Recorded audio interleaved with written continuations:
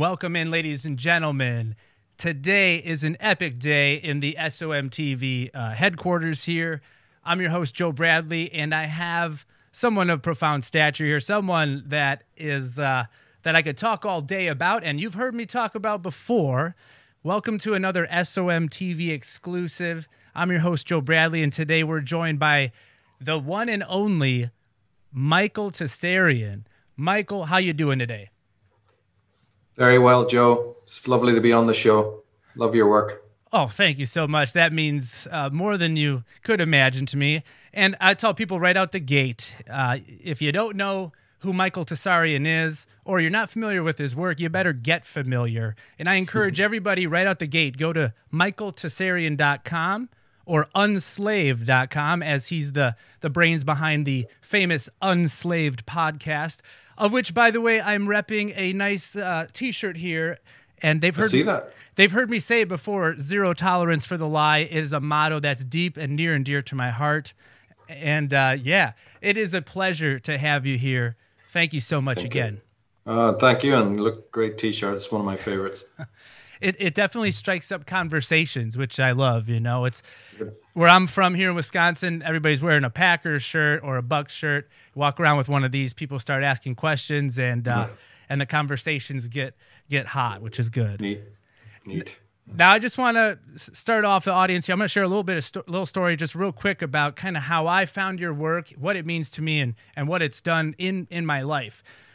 When I was, and I've shared a little bit of this already with the audience, but long story short, when I was in my late teen years, I was about 14 years old when 9/11 happened. And then about after high school, I was deep into the rabbit hole, if you will, and I discovered your work, and I thought, wow, this is some of the most mind-blowing work I've ever found, content I've ever found. And your presence, your work's presence on the internet back in, I would say, late 90s, but of course early 2000s was everywhere. I mean, what I feel is some of the best content ever to grace our collective consciousness is out there. That's thanks to you. And I started learning about, your work that you did on like the origins of evil, the subversive use of sacred symbols, and of course Atlantis, the whole story behind the beginnings of humanity, what I call hidden history a lot of times on here. When I discovered your work, it was so mind-blowing that it just expanded my perspective on life. I was raised Lutheran, kind of that earthly, strict Lutheran doctrine, which I love and appreciate for what it has brought me. However, I would say that sometimes your version of God when you're looking at those works, if you will, is so small. And then to have that perspective expand through time, considering the lifetime of effort you put into your material, and many other, a handful of other people that have brought so much to our table, I mean, it really is life-changing. So I want to thank you first and foremost for putting so much blood, sweat, and tears into the types of research that you put out there. And I want to commend you for the courage it takes to do that. Here we are in 2021 when you can't say anything without getting censored. And for 20, 30 years, you have put out the most explosive, I think, the most important content for humanity, not just Americans or Europeans, just humanity itself and our collective consciousness. Like, once we can get a grip on some of this stuff, I think we can kind of start to heal and repair some of our deep-rooted issues. So thank you first and foremost. And if you'd be so kind, maybe just give pretend no one knows who you are, and just give a little overview here for our audience on your background, what brings you to today, and all that. Well, thanks, Joe, for that fantastic introduction. It definitely covered a lot of ground, and you're right. It has been a long journey. Well, I started it off in Ireland, probably back around 79, 80 is when my awakening took place through one or two sources, but mostly through a book, actually, written on Irish history little bit Marvel comic-like, sort of in that area, which appeals to the young. We were sitting on the table of my art teacher, and my table was right up against his table, and all this junk was there. And this extraordinary book, like a pop art book, was there. And it had just come out that year, 1979, 1980. I subsequently know the author. Picked that book up, leafing through it. Yeah, amazing, stunning pictures, just illustrated in a very, very fantastic way. Turned out later that this artist actually was an album cover artist. He worked on, rock albums and things like that. It was quite legendary, well-known guy. This book had just come out. It was about Irish history. I didn't even know there was a thing called Irish mythology until I lifted that book. Irish mythology, because I went to a Protestant school, like you say, you grew up Lutheran. We grew up on the Presbyterian side, so there was no interest in that. And there wouldn't have been in the school, except that this was an art book. So the content didn't matter to the teacher. It was just the fact that it was a wonderful pop art book. Well, I'm looking through this and it's stunned. And my friend next to me said, "Have you read that?" I mean, we're talking about read it. It's only pictures. He goes, "No." And I opened it again, and sure enough, on the pages was text, which I hadn't even noticed before, the extraordinary design. I didn't even see this text. Excuse me, no. And I actually stole this book for an evening, took it away with me back home and read it. And that was my first introduction to the thing called Celtic mythology, or pre-Celtic even, as a matter of fact. Gaelic, pre-Gaelic is really more technically true. And so that opened the door. Very soon I had to go to America with family, almost within months. But in 1980, 81 and 82, I was able, I don't remember how, to procure a couple of books on Celtic mythology. It's like when you go away from the mountain and you're homesick, you actually pay more attention to your homeland and its culture. Not when you're up against the mountain, but when you're far away from it. You're longing. And of course, the Irish spirit is to be very romantic and longing. And that certainly was something I experienced. I was terribly homesick for the old land, so to speak. And I did, just because my attention steered now to that, automatically life responds and you manifest these books. And through those books, I was then able to start my apprenticeship and learning about the actual history of not just Ireland, but of course, Britain. And what a history it is. And that started off. Then 10 years later, I get deeper into it and so on. And my professional career, as you said, was 21 years old. It started in 1998-ish with a mystery school. So 21 years of profession, but certainly the 10 and even more years before that, almost assiduously studying Irish mythology. And then in 1985, I got my first opportunity. Was it 85 or was it even earlier? It might have been about 83, 84 even. I started going out into the field with an associate, actually in Ireland, going out to study megaliths. It's not a very big country. The whole of Ireland fits inside Lake Michigan. So we're not talking about, the Nazca Plain or anything like that. It's quite a small place. So we were able to go around.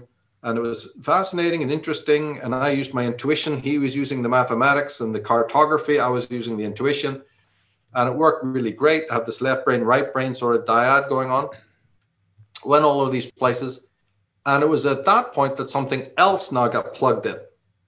And that is the idea of a hidden hand of conspiracy, which after you've gone and studied megaliths in the field of Ireland and other related subjects, nobody needs to tell you that bullshit walks and bullshit talks, right?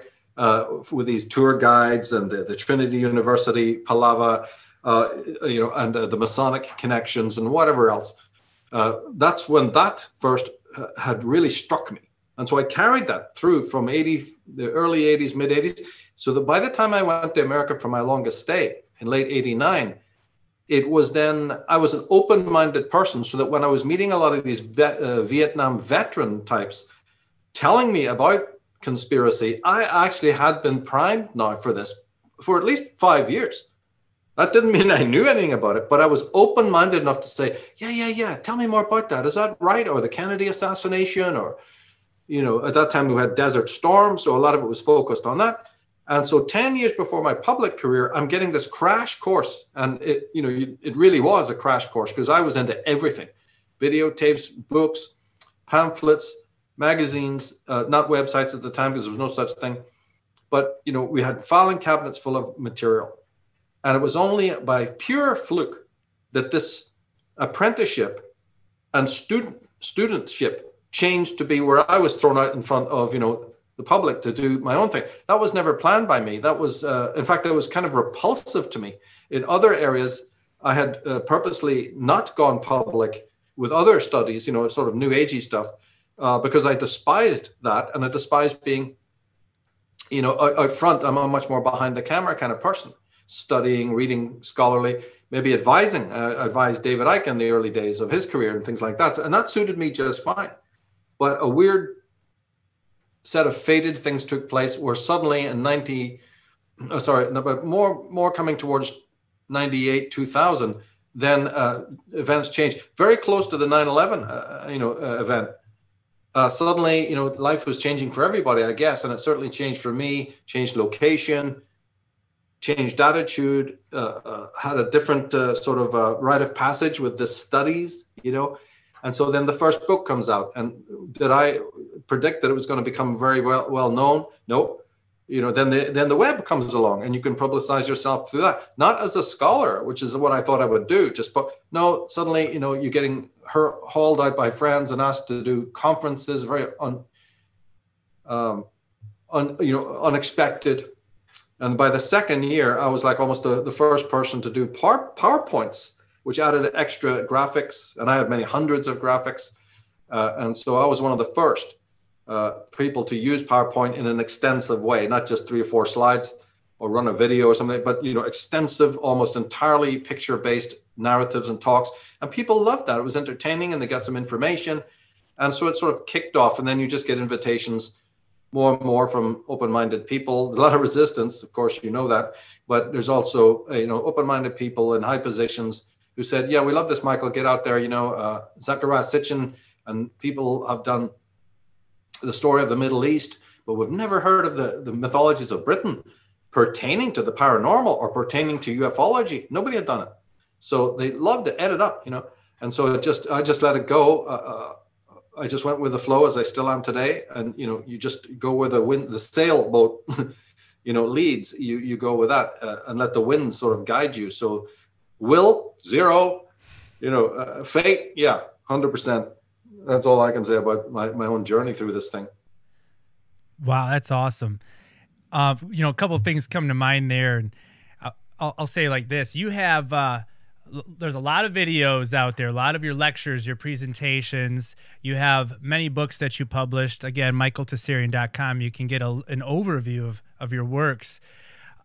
When this was all, I'm kind of flashing back here to early 2000s time period, when I was going down the rabbit hole, so to speak, discovering your work. One of my favorite things to do would just be light up a doobie and watch Michael Tsarion presentation on Atlantis or one of these things. It just was so empowering to know that there's so much yet to be discovered, that when you kind of look at life in the cog in the machine sense, where you're going to go to school, you're going to get a job after that, and then just work until you die.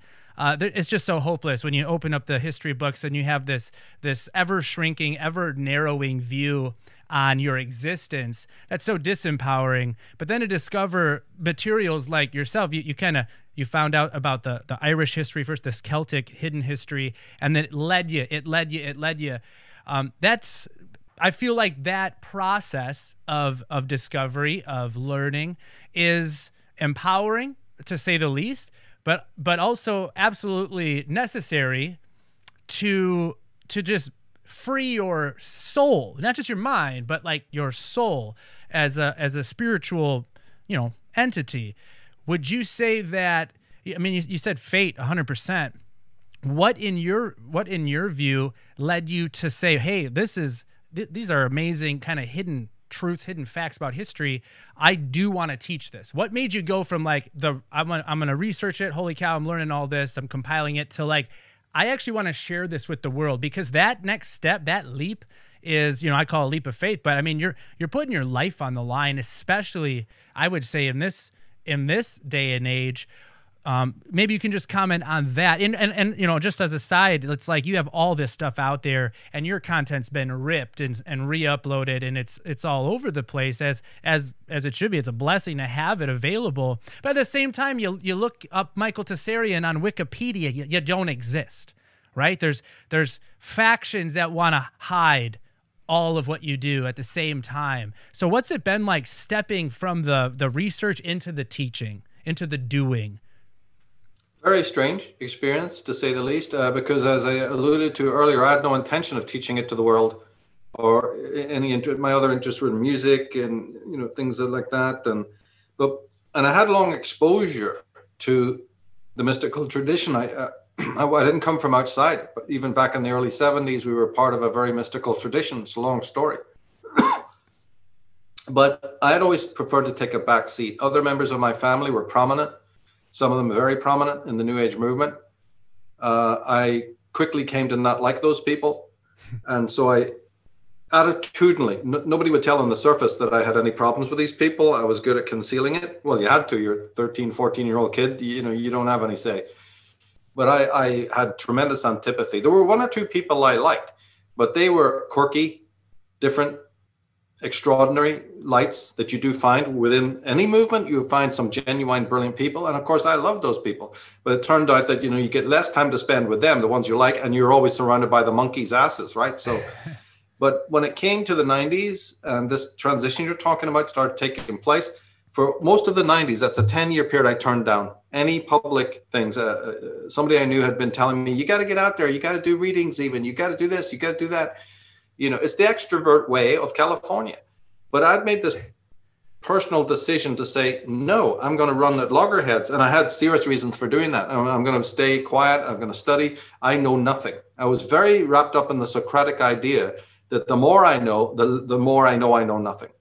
And so I gave myself a very extensive time to read, to study, and make notes, and then make notes of the notes and on. And so it was a mad professor, you know, in his garret, and the hell with the public and the people. It was only fate that turned me in that direction.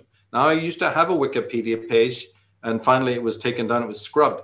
And even when it was up, it was just nothing but lies. You know, Sure. Nobody consulted me. Nobody knew anything. So it was all just bullshit. So when it got scrubbed, I couldn't really care less, because it was, you know, mostly full of just nonsense. They couldn't spell the book titles right. They couldn't spell my name right. You know, they didn't know where I came from. I mean, they had me down with some people who were redheaded and, you know, covered in freckles, you know, this type of nonsense. I mean, just absolutely, you know, just pie in the sky. They were just winging it, and they had no actual facts about anything. So it was finally taken down. But you're quite right. And my attitude, though, after the point did come where I had this public profile, is I let people come to me. I never have advertised in my life, and I never went anywhere to go and recruit people. I sat quietly, you know, my sites, the design of the sites all reveal that this to be true. Of no bells and whistles. There's no off-site links. There's no advertising. There's no begging for money. There's none of those bells and whistles and flashes. It's just a quiet, you know, place you can come to just study and read. And that image is not by accident. That's you know, so anywhere I ever got to be on public stage from the very first event was somebody coming and saying, hey, do you want to speak at this event? And very strange conveyor belt-ish like journey with no will at all. In fact, if I really could have expressed my will, it would have been no, no, no, no, no to all of those things. And yet somehow some of them were said yes to, you know, and I could have been really world famous today if I had that more extroverted mentality to get out there and kick ass and all. But see, it's not like that for me, because I believe that the content is holy. You know, I really mean that in the full sense of the word. And therefore one is the servant of the knowledge, not to be that the knowledge serves you, you serve it. And so I walk that talk very much. And I hope that, you know, it conveys to people the few who come over to my work, are empowered in a certain way that is not that commercialistic, you know. And I haven't also linked up my reputation with other people. I'm very selective about who we have on Enslaved. I've got serious problems with a lot of people in the movement, you know, and I'm very finicky about all of that. Although at the same time, I love that we have the freedom to have different expressions. I'm not against that. But again, on a personal level, you know, I'm not completely in sync You know, I spend more time focusing on the philosophy and the psychology and things that the other teachers couldn't give a shit about, you know, and that's fine. You've had, and I'm thinking of kind of the T-shirts and whatnot, the idea of truth itself, that being the foremost authority, right? That's the most important, is absolute real truth in the deepest sense. It's pretty clear. I think of, you know, being raised with the Christian doctrine, I'm the light, I'm the truth, I'm the way. Truth is always the purest form of light, if you will. And we as humans, we take in what we feel is true. You know, we kind of look out the world and we say, well, I see this and this and this, therefore I believe the truth is this. And then we tell that to another and it gets filtered 3 times over and transformed 3 times over. And at the end of the day, no one has a grip on anything. What do you say when, you know, conversing with, I want to say normies, but just people in general, and, you know, now there's this attitude of like, well, this is my truth, you know, this is your truth. And I'm thinking about the New Age movement, the experiencers, that have, you know, made a lot of money, let's say, off of their truths. And it's not like I want to downplay anybody's experience, but what are your thoughts on the New Age movement, the truth movement? And like you said, there's a couple of personalities maybe that don't jive with your perspective. What would you say about that division we're experiencing in simply seeking out what is real, truthful, and makes the most sense? Yeah, what an incredible question. Well, I guess he's ancient theologian and mystic Erasmus said that, you know, our minds are geared more for falsity than they are for truth. And truth is out there nevertheless. So where we are, the truth is not, is the best way to say it. So there's so much self-deceptiveness involved in the seeking for the truth. That's why there is a seeking for it, because that which should be so intimate to us is actually the furthest thing away. Now, how did that even, and then that means that then we have a million paths. So, of course, now that there's a seeking for truth, this elusive thing, naturally there's going to be then loads and loads of paths and tributaries. There's Buddhism, there's Taoism, there's Christianity, there's Islam, there's this, and a million others branch off from that. So then you say, okay, well, each person has the right, because it is important to have a subjective take on something rather than be influenced by everybody else.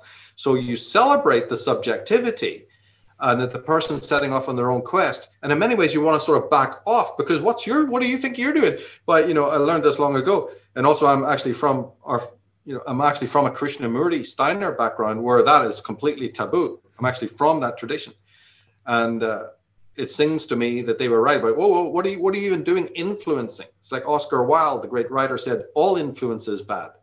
And in many ways, that's a very profound statement, because we have books, we have movies, we have everything you could possibly want down the local street, in the library, in the bookstores, for any individual to be left to go and watch those videos like I did. I mean, I was left very free. Nobody was, after I broke away from these different organizations, I found myself free in '89 to basically, you know, pick up whatever I wanted. And it did me right to be that free. And so somehow freedom and truth go together. And imposition, which is what the churches have done, they've imposed a particular dogma upon people. By the way, science does exactly the same thing. But let's stick to the point. The different New Age paths and the religions of the world, the dogmas, tend to codify, you know, and they section off territory. And they want you to wear the badge. So your mind is already unfree from the moment that you step out onto the road. That's the major issue that I have with that. And then there's so many other things that I have a problem with the New Age movement. Most of those come from the fact that senior people in my family were senior people in the movement. So, you know, I have insider, yeah, it might not come across to, you know, oh, no, it's just some of the pomposity, some of the hypocrisy. Now, this is not all the people. I told you there was a couple people in that movement that were incredibly genuine, you know, but by and large, in my stay in America, I discovered that people who couldn't even spell the word New Age, you know, who just were ordinary, you know, folks from the streets, even they ate meat, you know, they cursed, they smoked cigarettes. all of the people I always liked and found to be genuine had nothing to do with religion or the New Age movement. They were just homegrown, ordinary folks. But they were the people you could talk to, and they understood you, and they welcomed you. And yet everybody that I met within these sacred, holy coteries were absolute fucking card-carrying assholes in multiple ways. You know, Amen. And so look, yeah, it just went, wait a fucking minute. You know, something's, you know, there's a couple of good people and all, but they're very much in the minority. And what they are mostly is a bunch of affluent, controlling, tyrannical, hypocritical, sanctimonious bastards. That's, by the time I was 15, I'd nailed that. And it never changed. More exposure to them. And also I was involved with other paths, Eastern things. Same thing there. And in fact, right up until much later, right up until probably something like 2006 and 7, rubbing shoulders again with some of these, groups that I used to know way back, they hadn't changed. I went in there expecting that they would have changed, and was giving of my time and everything. And you just find out, no, they haven't changed. And that's probably the thing that attracted them. So the thing that I would say is why people are attracted to the dogmas is because although they leave the conventional world and they think they got a couple of stripes for doing that, in many ways, they've just got themselves immersed and fixated on another kind of dogma that even provides even sort of sturdier handrails. Because this time, see, it's like this. Okay, everybody gets a star for knowing what it is that they don't like. If you've reached 19 years of old and you know a lot of things which you don't like, even if you've reached puberty, fucking brilliant. Okay, great. You do get a star. But finding out what you don't like is a world of difference from finding out what it is you really want to do and answering the question of why am I here on this planet? It's almost like anyone can, even the disgruntled teen from a ghetto can understand he doesn't like such and such and such. But that person could spend the rest of his life not having a clue what he's really meant to do. And so I expected that these paths would be facilitating that, was in fact they don't. They just give you another, bunch of stuff that is really inauthentic in the highest sense. And you have to sort of be very, very careful to not burn yourself. But then they offer a lot of perks, Joe, as you know. They offer camaraderie. There's a lot of very sort of quiet, docile people that don't judge, and that can feel halcyon. That can feel marvelous if you've come out of a very tight Presbyterian, background where everybody's on you, on your tits, and the teachers and the society. And then suddenly you're lying around with about half-dressed women, in their bikinis in California, and everybody's drinking, orange juice and listening to sitar music, burning incense sticks, and nobody seems to judge you. For a while, it's like a bubble. It's like, whoa, dude, bring it on, right?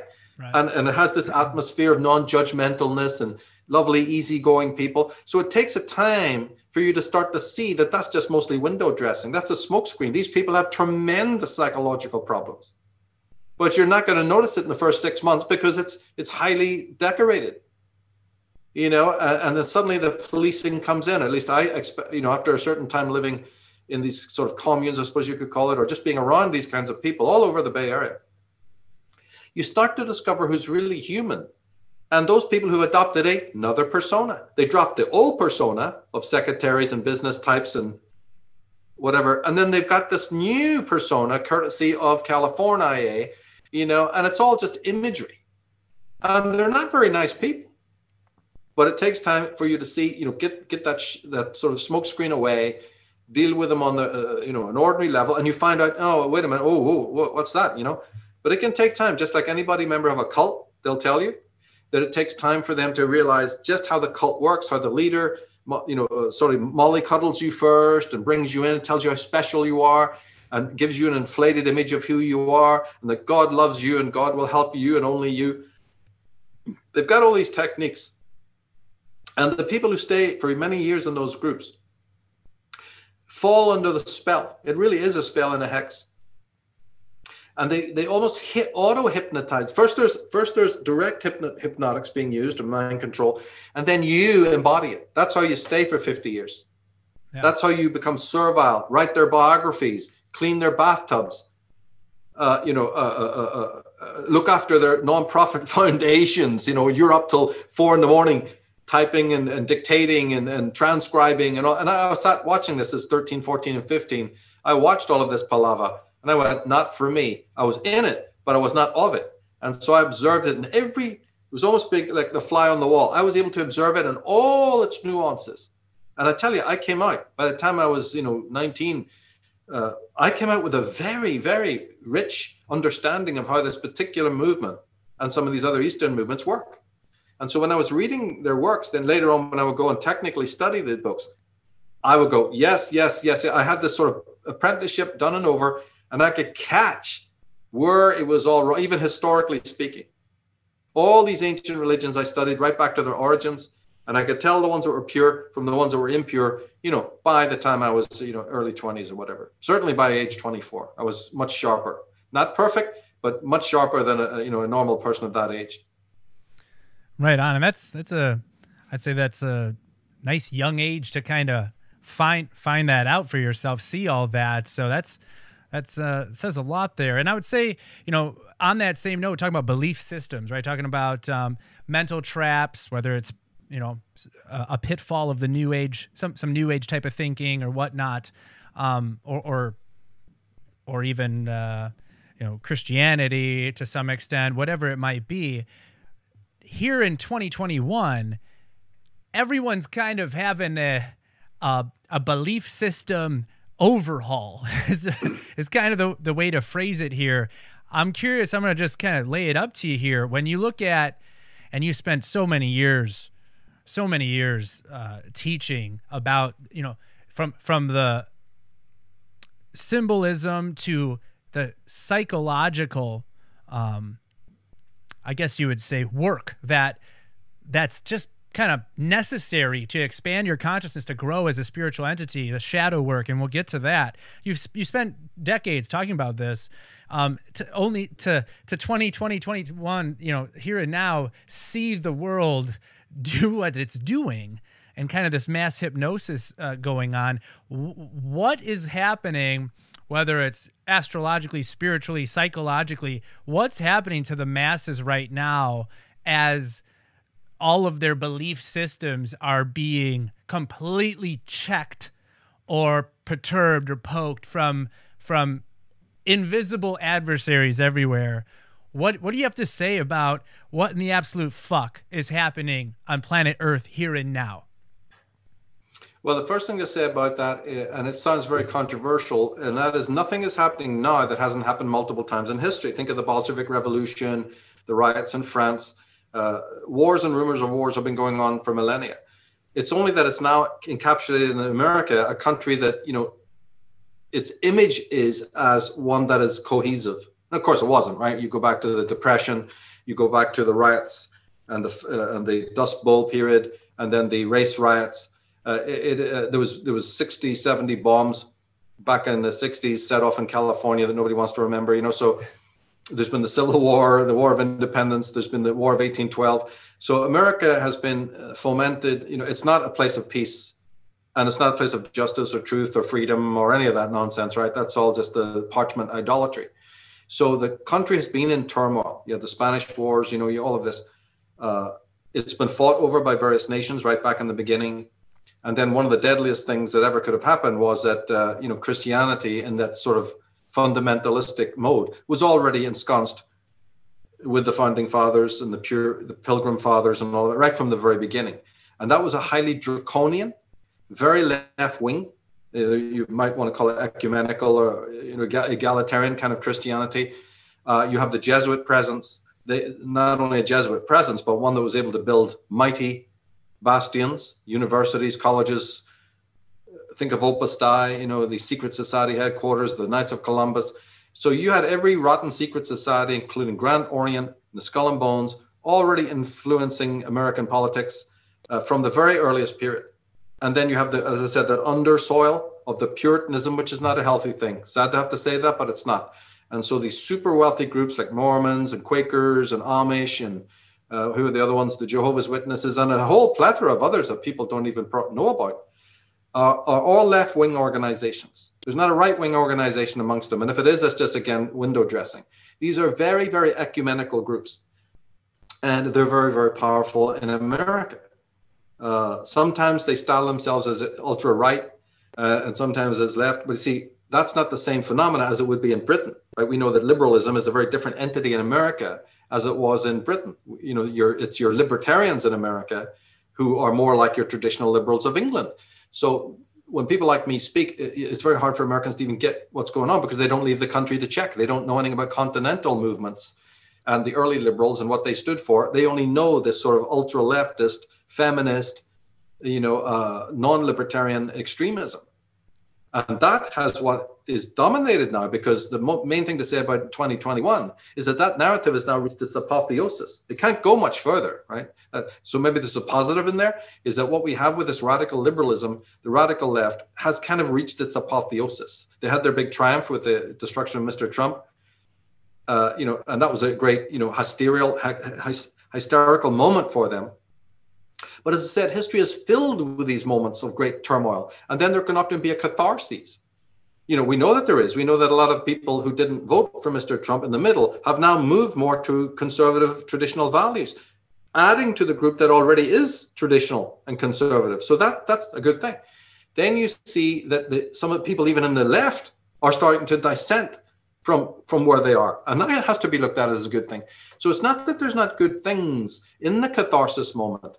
And then, as you mentioned, the astrological aspect, that confirms that, because the planet Pluto, which is sort of instrumental in what's going on, is the planet of catharsis. And therefore, anyone who's an astrologer, when these planets move into public signs, like they are right now as we speak, obviously you're going to see catharsis and turnover in those people's lives. And that can be a very positive, healthy thing. What's wrong is that we locate it only as it's happening now. Think of 9/11. Think of, as I said, there's a whole history of these things happening in the American political milieu that have happened. But also the one positive is that the left, as we know it now, can really say no more, because they got on the soapbox and screamed and screamed. Well, they're kind of out of script, which is good. They got their casualties, but hey, Dinesh D'Souza is still standing. There's people out there who, for all the attacks upon them, are still actually standing. Jordan Peterson is still standing. So too bad, you buggers. You didn't take us all down. So I'm a believer. My heroes are people who go for the long haul and who just stay there. So my career has been just hanging out, not sweating, not worrying, just doing your work, hunkering down, and then just waiting out the long haul, with the idea that truth sometimes does dip down below the horizon, but it's still there, and we have to trust that it is, and it will never let you down, and that tomorrow you'll get your platform again. So see, people like myself have been speaking about the very things we're speaking about for over 21 years. Nobody listened. Right. Along comes, the 2016, and everybody's going, Michael, you're right. There's no more conspiracies left. We better phone them up and get a few more, because they've all been exposed. So do you see that I can't look at that negatively? No matter what's been going on for 5 years, I have to say it's good, because the silence is broken. The people who were the kooks, remember, the worrywarts, and the people who weren't citing and not footnoting and blah. Do you think anybody's asking now, when you see the absolute, so when we talk about child abduction and, child sex rings and all, now people are exposing this right from the heart of Hollywood. Yep. But when Mr. Ted Gunderson and, Kathy O'Brien and others were saying it, you couldn't get one person to invite you. You get laughed off the stage.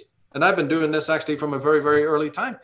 So we're actually seeing a lot of things that were conspiratorial now becoming normalized. That's a really, really good thing, because once you understand that part, then you can move on to even deeper research, that the people I study, like the Yuri Linas and, the ones who even dive much, much deeper into the real origins of the conspiracy, which is actually millennia old, not just centuries or decades old. Then we can get to that part. We can, once other things get normalized, you can sort of matriculate along the line, because that's a really fascinating story, about how the ancient aspect of this, the conspiracy that took down America, or is taking down and trying to take down America right now, how old it is. Yeah, very true. Very true. So much to dissect there. I want to kind of pause right there. So this, I'm happy that you said, hey, this is nice to see, because I agree. I'm one of those people that looks at the world, the craziness of the world, people wearing 3 masks while they're riding their bikes. When I look out at this and it's like, that's really weird to look at. I want to cover my son's eyes. But at the same time, I know that on a collective level, this is like everything's coming to surface. It's erupting, right? Kind of this like, this was deep rooted, and now it's coming to the surface. You know, conspiracies used to be laughed at. They used to be, oh, it's just a, you know, it's a bunch of nonsense. And now people are starting to realize like, oh shit, I should have paid a little more attention when, you know, 20 years ago, these folks were talking about this. However, I'm reflecting on my own life and a few people that I know, but when you have, and maybe the term is dark night of the soul, but when folks have everything that their ego has believed, you know, everything that they want, and their whole ego brain has been basically fallen apart, they have to reflect on everything that's going on. When they're going through this process, it is the most painful process. It's ugly, right? It's ugly. People, everything that they held true and near and dear to their hearts, right? They really loved watching Rachel Maddow every night. They believed her every night she was going to take care of them. But now they realize the whole fucking shit show was false. 10 years they gave away of their own critical thinking. When they're going through this mental exercise, or maybe, you know, spiritual emergency, whatever you want to call it, to bring them into a better, you know, place of light, it is dark. It is bad.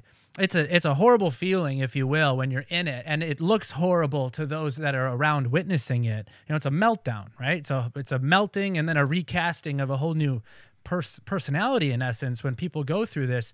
And I'm happy, I've shared it on my show before, I'm happy that that happened to me when I was younger. I'm thankful every moment that happened to me years ago. But now this is happening on a grand scale. Right. This is, I mean, and you could say that, yo, we could extrapolate that the shit's going to hit the fan in certain ways. Right. I mean, tell me if you think, you know, you maybe agree or disagree with that. But the idea that, hey, if this is happening all at once, there's going to be like a collective humanity purging. And that is hard to wrap your head around and conceptualize how that would manifest, how that would play out in front of us in real time. You know, and I feel like that's coming, or that is happening, but it's happening at a rate where it's kind of just bubbling under the surface. We're not really seeing all of it manifest in front of us. Your thoughts on that? Because it feels like that's like you call it the Great Awakening. It's a collective purging of what doesn't work, right? It's a collective throwing out of the trash, in essence. Tell me if I got a bead on that in your perspective, or what you think on that. Yeah. There's that. Like, I believe it's bubbling below the surface. Great Awakening. I'm not such a big fan of that, for reasons I've already pointed out. And as to the pain that people are suffering, pain is cathartic. You know, the philosopher Schopenhauer said, "Without suffering, life is meaningless."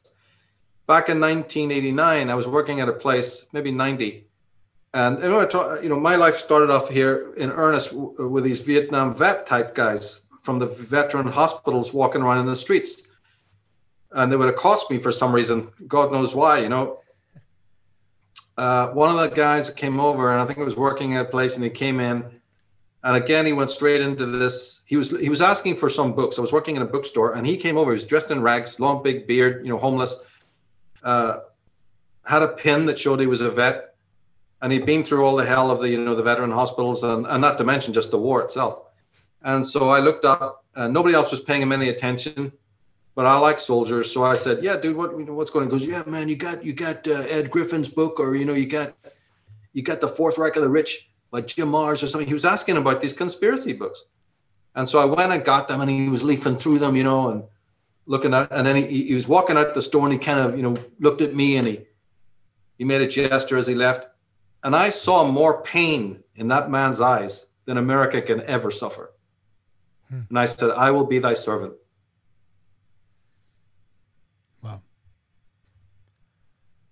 So keep the suffering going, because you're still shy of what I saw in one man's eyes. Sure. And I said, "My friend, they left you in the gutter. They threw you to the side. this wonderful country of yours has left you broken. I swear to dedicate my life to the suffering I've seen in your eyes. And I've done that. And when everybody's suffering leads them to that point, then change will happen. Then there'll be catharsis, and then there'll be a grand awakening. Before that, yeah, it's like little scabs. You haven't suffered yet. So there's still plenty to go yet. And it's all good. It's all for the good. Because in this war against evil, it is do or die. And I don't want to look in your eyes and see weakness. And neither does the Force. So this is tempering people to go through a kind of a battle that leads to a war, that leads to a Armageddon, that leads to apocalypse, that leads to Mahapralaya. It's happened before. The Maya and the Aztec talk about 5 worlds that came and went, or 4 worlds that were, came, existed, and destroyed. It's the order of the day. Plato and his people talked about it as well, and so do many other traditions. And I rephrase it by saying that if a world is based in nothing but lies, right, and hypocrisy and injustice, why are you trying to prop it up? You are then worse than the evil. The evil has come along to knock it down. What are you doing trying to prop it back up again? The thing is terminal. The thing is rotten to the core. It's based on bones and death and blood of the good man, the great man. The great people have been crucified right up until the 20th century, right? Now you call it shadow banning, or you call it, deplatforming. Look, that's just the latest instance of some plonker like Mark Zuckerberg, who hasn't even got a personality, telling, the greatest people alive, yeah, we don't agree with you. Now, somebody in the public has let that occur. Right. It's called social media for a reason. The rest of us, for convenience or again, just apathy or affluence, has allowed those monstrosities to, gain power. And, we could pull and plug on them overnight. In fact, I'm glad to see that certain things are moving in that direction. So it's not that it's all bad, but we've let every institution that you could name that is playing the game, to get good people out of government and to stop populist voting mechanisms and all these things. All of those things could have been stopped by the human race, by the people themselves, with their cash, with their money, with their intelligence. Not very, very difficult to do, and yet it didn't happen. So yeah, more needs to be done.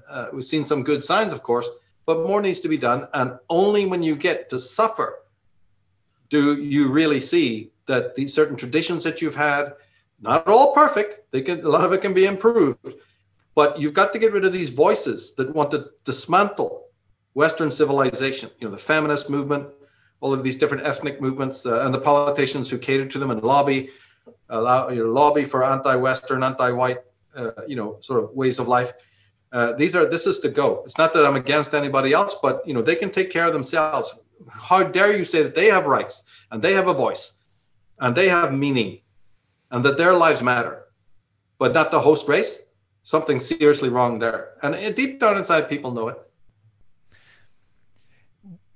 Moving, kind of on that same note, rather, we have all this tyranny, right? Blatant in your face tyranny. And for folks like yourself, I assume you would say that, it's been there the whole time. It's just now it's more in everybody's face and everybody's kind of dealing with it. So now, as we are given choice, when it comes to service, when it's in your face like this, you are given a choice. And I could simplify it perhaps by saying fear versus love or something like that. But it's the idea that you have a choice to stand up and say, no, not buying in, not doing it. That is not the easiest choice, perhaps, to make with folks. Folks of certain backgrounds or folks that are really culturally, affixed on what's going on and the latest buzzwords and all this stuff.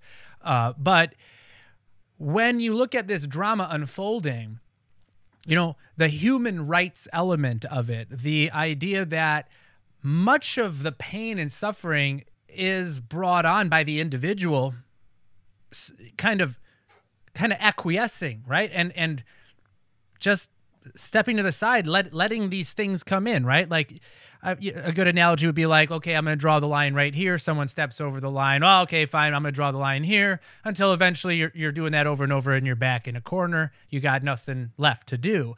How much of the pain and suffering is truly brought on by the individual versus, built into the cycle, built into the process, so to speak? Or is that something you can touch on?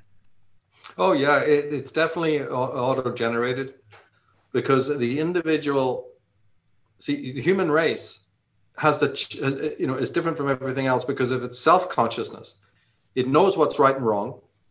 It has the ability to see. A lizard or an animal does not know there's a difference between my inner world and the outer world.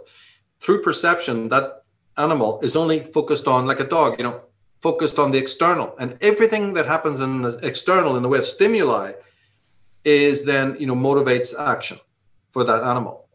And this is for most animals. There's always a grade. There's certain animals that seem to have an interior life, but it certainly is not as deep as what we have. That's obviously impossible. That's why they haven't developed language and things like that. So the human being suffers because, one, we know we're going to die. We know that our life is not meaningful enough, meaning that even if you got the 3 garages full of stuff, you can sit there, you can stand there, by your swimming pool and your luxury yachts and feel very unfulfilled. You could sell it all and want to go on a mystical journey, whatever. All of this, and that has been done. So obviously we then say, oh, I'm not going to just sit here reading, I'm not just going to sit here, flicking through Facebook. I'm going to go to the museum, or I'm going to, pick up a book on art or Gnosticism or mysticism or Hermeticism or philosophy, right? Dogs and animals can't do that. They have no such choice. Their world perspective is very, very enclosed. We, on the other hand, have the thing called freedom.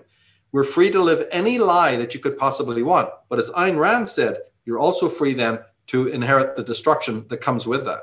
If you choose the path of ignorance, and, we could unpack what that is, but if you choose the path of hypocrisy, ignorance, taking the easy way out, she says, yes, but then you also must accept it.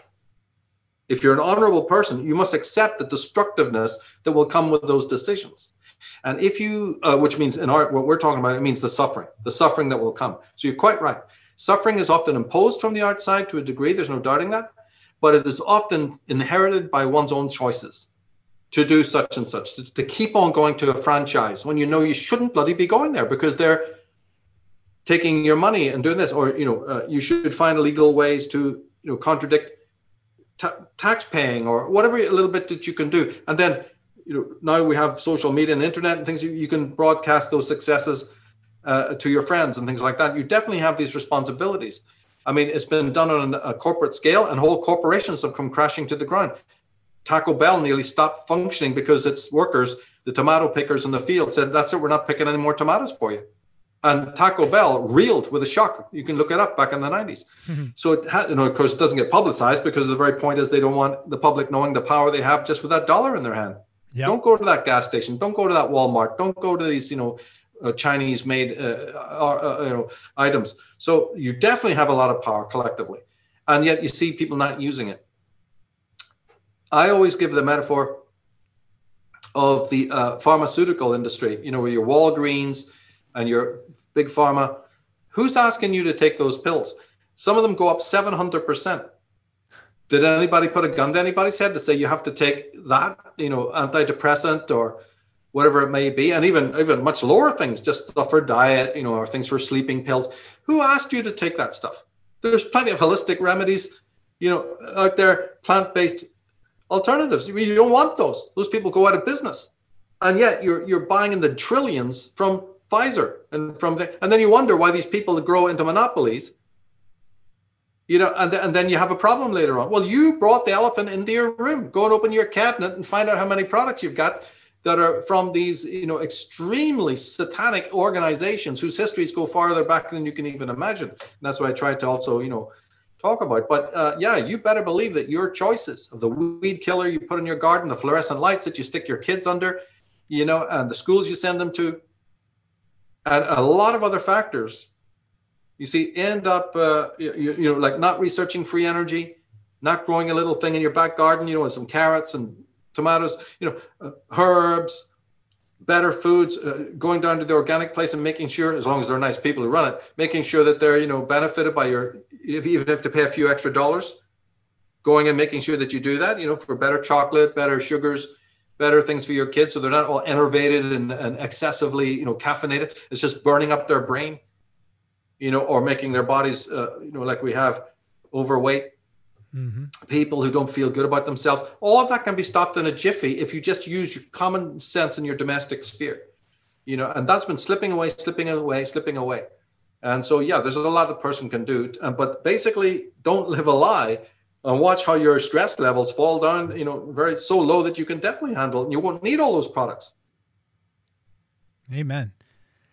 On that, drifting even a little deeper here, with your work on DNA and the genetic manipulation, through history, and for the audience, you gotta understand these are huge, these are enormous topics. These are very deep, and there's so much to dissect and understand there. I encourage any listener, any viewer to, again, seek out your work and look at the presentations, the many presentations you've done on the hidden history of mankind. The idea that genetic manipulation has taken place on this planet, that's essentially the hidden, covered up history here, and we are reeling with those changes through time, and we're kind of refinding ourselves. Maybe we're some folks, I think of some new agers thinking, we're activating the DNA, we're turning on things that were turned off, so to speak. And I'm not, by the way, I'm just a metalhead, weirdo, so I don't have all the nomenclature all the time and whatnot. But looking at what you've learned through your work with genetic manipulation and DNA, and then, of course, looking at what's going on now with the vaccines and how this is an mRNA affecting, tool. And then you're seeing simultaneously a ton of stuff surface now about how, hey, this has graphene potentially in it, and it connects to, perhaps satellites, 5G towers, whatever. Again, this is stuff that's out there for anyone to look at. But you see that there's clearly an effort towards, whether it's harvesting your DNA code or whatever this is, the Human Genome Project comes to mind. These organizations are clearly all about that. I posted a video just the other day that says, why are all these, sickos obsessed with our DNA? But could you comment on how maybe a little bit of history into what has happened in the past, and how maybe these same bloodlines, these same folks, entities, if you will, are perhaps messing with our DNA today? And there you have kind of a mark of the beast, type of system on the rise here. Kind of strange. It comes right out of Revelation 13. Maybe you could tie that in there. The fact that this is like we're basically manifesting, or this has been plotted and planned, but it's all pretty much by that chapter of that book.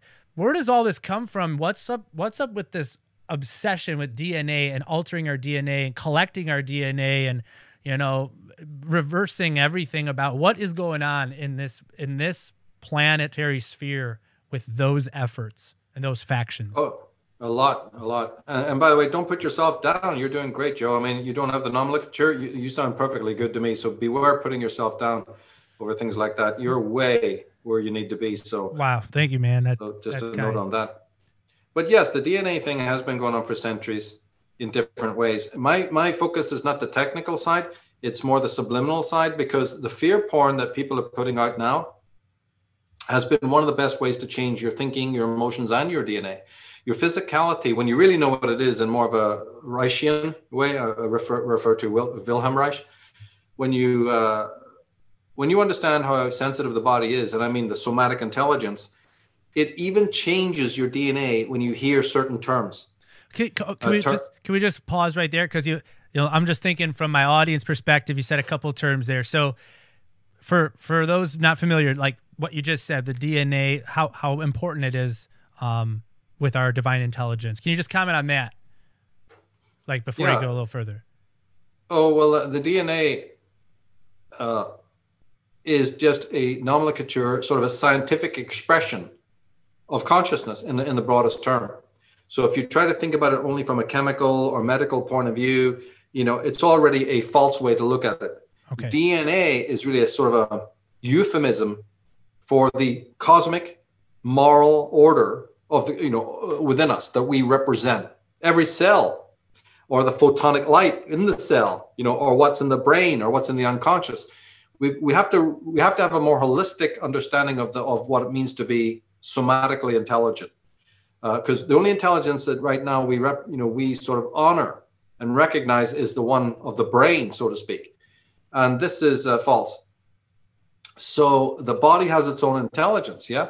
So when they talk about DNA and all of this, they're really talking about a thing called racial memory, and racial memory or phylogenetic memory is something that goes into the past, as you quite rightly say, to the earliest days of human existence. But actually, it goes even further than that, because isn't there the cosmos that came online before thinking or human beings and their consciousness came about? So it's almost like one philosopher said, it's like standing on a mountaintop and you only see the top because there's just a thick mist. And the mist covers all of the mountain below. I mean, you can't see anything. When you look down, you just see nothing but mist. But intuitively that if I'm standing on this peak above, obviously there's a platform, below. And that is the great history, the great super history, that goes into the darkness that no scientist can ever know about. It's a matter only of philosophy, and then certain kinds of philosophy at that. And the greatest people who ever spoke of this were German philosophers back in the, 17th, 18th century. You have a few people in Britain. But it's a wonderful study of this phylogenetic history. Now, when they speak about DNA and those things, that's what if you really break it down, that's what they're really talking about.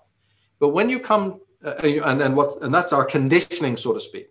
So whatever we are standing on the peak of that mountain at the top of it, and even though we have really only limited vision about how we came to be the beings we are, nevertheless, on an intuitive level, that reservoir of the past is still speaking to us subconsciously. And that's what the unconscious is, or the right brain, if you want to speak neuroscientifically. So words change DNA more than any other injections, bad as they are. And you'll have people who are experts speaking about the dangers of vaccinations and injections and others. But actually, the programming of our DNA happens through talismanic, idolatrous words. And if people find that hard to grasp what that is, just think of fear porn. The fear porn that's been put out on what can happen, what will happen, what might happen is more deadly than actually what is going to happen, if you get my meaning. And I know it's a strange slant and people don't normally think like this. Amen.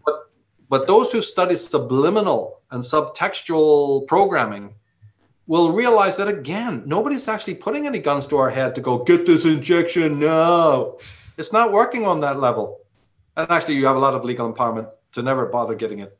The thing is that the fear porn deluge is changing our DNA. Fear changes our DNA. That's why you got the 3 masks on the thick head on the trail, right? It's fear, and fear implies a cutting off of that reservoir. Yeah, it technically is there, but it's connected to you, but you're not connected to it because you've laid new platforms, believing Cortez, and all the others, and Bernie Sanders and Boris Johnson. You have created a new platform stabilized by falsity. Well, of course it's rickety. And of course, you fear because it's built on the ledge of a cliff that once this breaks and goes down, Boris Johnson ain't going to save you, neither is going to be Oprah Winfrey or anybody else. So you're living in a culture of panic and fear and trepidation, flight and fight, or emergency, right? All back here. So every rug that's been pulled, all the fear porn deluge is to affect the limbic brain, which is also already a fear mechanism. You're already in the roller coaster, flight and fight, emergency setting. And they know that a lot of people in our public who got affluent, who are well-meaning, over the years, they've lowered all of this tension. That's what Western culture is all about. It lowers that because you're safer. You've got your supply chain, you've got money, a roof over your head, and they don't like that. So what they've been doing is pulling, like that game you used to put pins in, and the balls, the little balls will drop if you don't pull the straws out. They want to pull out those pins to destabilize that structure that we gave ourselves. It's called Western civilization. Not perfect, but it gave us a structure on which to build. So the forces that gnaw, at the roots of this, they're bit by bit pulling the rug in order to get us back into a limbic situation.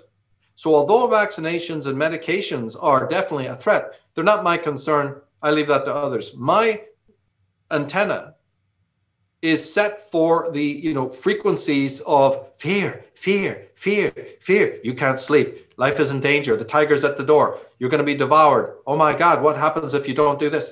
That is very something I'm conscious of. Maybe it does come from living in the streets of Belfast, but in any case, I've been aware of that. And that's maxed out. Now, when you max out a particular kind of mind control, two things happen. The good part is, like it is the boy who cries wolf. The more you show your fangs and your colors, the less people can end up believing it. And that has actually happened. Because these people have gone overdrive in the fear, it actually can have the reverse effect where people start to get immunized from it strangely. It's like, if you call somebody a racist a million times, yeah, the first 1,000 times it's like you want to hide. I'm not a racist. Please don't call me racist. Oh my God, my world is shattered because you're calling me something. See, after the 2000th time, you go, call me a racist. What the fuck? I'm off to have a beer. So so the evil hasn't really understood this because they are gung-ho and they do what they do without too much assessment of this level. But until that time comes where snap, you're no longer, playing the game between, you're no longer in a combative situation. You're no longer playing sparring with these types. You are absolutely under their toe. And then the whole, Orwellian aspect comes to bear. So America right now is being asked to either get immune and sovereign to all of the political correctness and all of that stuff, and snap out of it and go, I don't care what you call me. I'm just a dude. I'm just a person. I'm none of those things, and I no longer have a reaction. See, evil dies the moment that you don't react against it.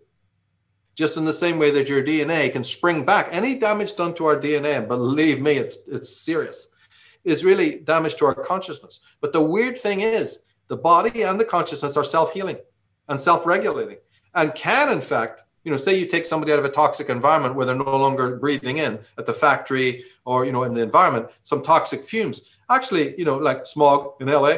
Yeah, guess what happens? You come back to health. You didn't will it, but the body itself goes, I can breathe now. I feel, better now. So strange thing is we're still in the phase where if you get rid of the lie and you sort of, immunize yourself against it, believe me, the body can come back to a health that's maybe even stronger, than it was before. Well, look at people in the past buying those Walmart products and, letting evil walk through the door in the way that I said earlier. Letting down sovereignty, all the things that have happened have been let by the vote. Well, there could be a stronger sovereignty later on. It has happened and there are precedents for it. But until that point, yeah, evil flourishes. Evil can make loud noises outside the castle walls to scare the bejesus out of you. It can cast big shadows, And so we're sort of in the middle of those two. But the story that I write about in my first book does indeed talk about an act of alien intervention, colonization of this planet, and all the different sundry things that followed from that. It's quite an interesting story. It should not necessarily be, conflated with what Zachariah Sitchin or any other writer has said, because I have my own. It's very much based in Celtic mythology as well. There were several things that have traumatized. In my work, I deal with all these different factors that created what I call the historical amnesia, right? Which is a kind of a trauma. Ancestral trauma and ancestral amnesia go together. I'm the first one to write about that. And it is the reason for all later, NWO, governments, any kind of, in fact, government itself, anything like that. It comes about because we already have a deep wound at the origin of our consciousness. Now, that has been exacerbated by worldly, machinations, even by earth changes, even by cosmic events that were perfectly natural. There's many things that have impacted that wound. But I wasn't quite satisfied. As much as I comment on them, I've got whole websites dedicated to that. However, the first book still stands because I believe that all of those things taken together, as bad as they are, Joe, they couldn't really last. The trauma that we still have is a little bit out of proportion to even comets and volcanoes and earth changes. Because in the thousands and thousands of years since those have happened, consciousness would have healed more than it has. And it circles back on your question of evil. Yep. I think that even all of those things taken together just could not have left the scar. And the penchant for evil and the penchant for utter ignorance and stupidity that we have today, That's something more happened, something more. And that's what I argue in the first book. Don't ask anybody to believe it, but I feel there was actually an intervention, and I found the evidence for it, that there's something even more than earth changes. There was an actual event of colonization and genetic hybridization that took place, and that is what altered our DNA. So that the very evil that we're looking for out there, just like a deer goes and smells musk on every tree, sniffing it away, and it's the deer is the carrier of the musk gland. We have the gland of evil. We have the program of evil. We have the mark of evil, the hallmark of evil in our very, very being. While we're running around, Christianity, I was telling the devil, and now today we go, it's big corporations, monopolies, and climate change. Hope you knew about that one. But no, the evil is a moral issue, for goodness sake. And animals are not moral beings. Human beings are moral. We must look within our moral universe to find the roots of evil. And that takes us on a journey that very few people have ever traveled. There's been a lot of pontification and rumination and musing, but my book is the first to really take us on the journey that when you sweep away religion's account of why we've got evil in its deepest sense, take away the devil, all of that stuff, and then you go to the mythologies of the world, they have a far more interesting story to tell. And then there's even evidence, further evidence, which I go into in the book, to show you that evil has an origin completely separate from the ones that are traditionally, pervade in our world. And it's time that the human race understood it. And I predicted that finally, in a certain period of time, we will start getting the proof. And my website's jam-packed with the proof. I couldn't even put it into the book. It would have made it this thick. So I opened a couple of websites, and I, list all of these different, new discoveries. Since my book was written in 2000, I list all these extraordinary discoveries that confirm what I wrote back then. Love it. It brings to mind another a wild question for you here. But so talking about intervention, right? Alien intervention, perhaps coming to Earth, tampering with the DNA, doing what they did, bringing us to now. We have this cellular memory, this memory that goes all through time. Is this why we have such a plethora of experiencers, people who they'll swear on a Holy Bible, they'll swear 10 ways from Sunday that, gray-headed, big-headed aliens pulled me up, they took sperm out of my body, and then 2 weeks later it happened again, they gave me a baby to hold that looked half alien and half like me. Like, where do we get all of these stories of experiencers with the hybridization, the DNA, again, harvesting, all that stuff, the whole UFO and extraterrestrial question? And I love this topic. It's a great topic. We can talk all day about it. But those experiences that people have, does that come from that memory? Is it a collective projection? Or is this really happening? Is it a mixture of the two? Is there a difference either way? Versus the psychological experience of it versus it physically material actually happening to you? Is it a dream? Because you get the two arguments in the world of experiencers and ufology, right? The idea like, well, yeah, your mind played a trick on you. Oh, I swear it was real. It was metallic. It was this, and this. And you really have nothing to go off. But then there's also like, no, here we have the physical evidence. This is actually being covered up, so on and so forth. Why can we not get a grip on this subject matter at all? And find any consensus at all whatsoever here in 2021, when you think after 100 years of, quote, government cover-up and whatnot, we would have a little more of an understanding. And does that dilemma tie into what we were just talking about with kind of the beginnings, the hidden history and being tampered with, being intervened with, and so on? These are great questions, Joe. I'm all over the place. That's kind of how I do it. I try to I'm taking it all over the place. That's like I said, I'm gonna treat this kind of like one chance, and here we go.